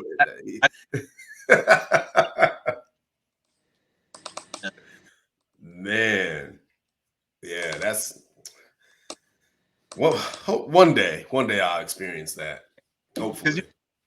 Ritualistic, like the preparation of the food, you know. Yeah. Everybody, you know, except for like almost everybody, every culture, race, almost has like a ritualistic vibe when they're making food, you know. And you see those rituals, but then you see the women whose labor and whose, like, I guess, love go into those meals, and like special recipes, and somebody's heavy-handed on somebody does it, it's a little light. It's very interesting to watch, you know. I'd be like, oh, okay, yeah, this is good. This is good. Research purposes. Awesome. Well, this has been, as usual. I mean, this has been for an open panel, this has been an eye opener. I knew we would end up getting to carving out some jewels here. I thank everybody for coming up and participating in the conversation. I don't want to keep y'all too much longer. We've already hit the 2-hour mark, over the 2-hour mark. So, and I got to get to this radio station that I I'm gonna just go ahead and be honest. I should have been in there 2 hours ago. But I wanted to get this show. Knocked out, because what we're doing with the summit. What was that? Shiro, is that you? That's a car. Oh, okay. See, I was quick to come at you, Shiro. I see that. I'm just giving you the bombastic side eye right now. But you know why though, right? Because you got that damn smoke detector that I told you 2 months ago. You need to change that battery, or get maintenance to change it. I'm telling you, that's immediately what I went to when I heard that sound effect. So that's why I was like, that's Shiro and that damn smoke detector.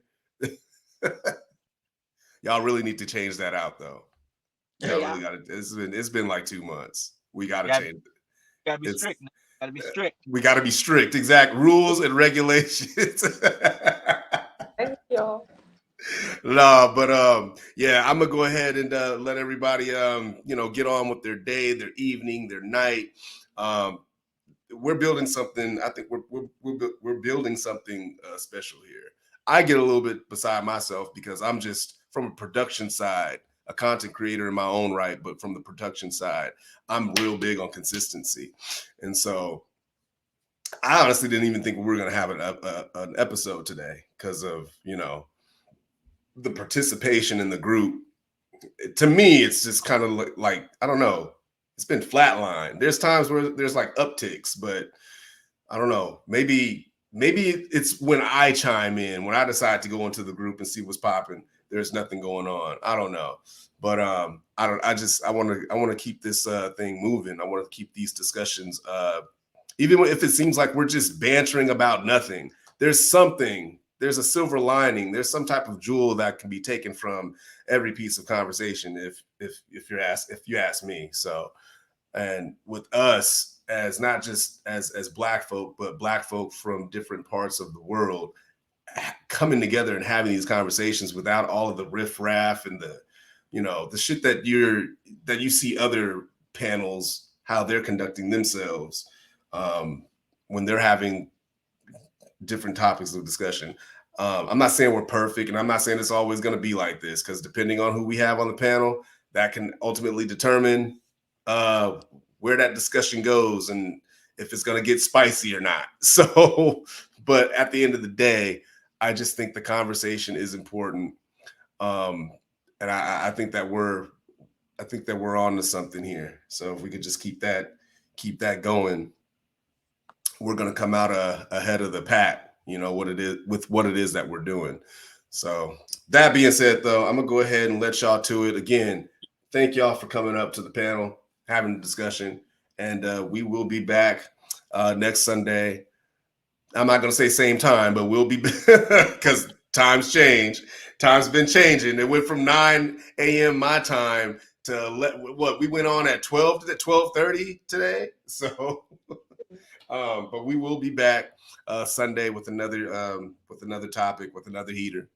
And yeah, we appreciate y'all's support. And with that, we are out.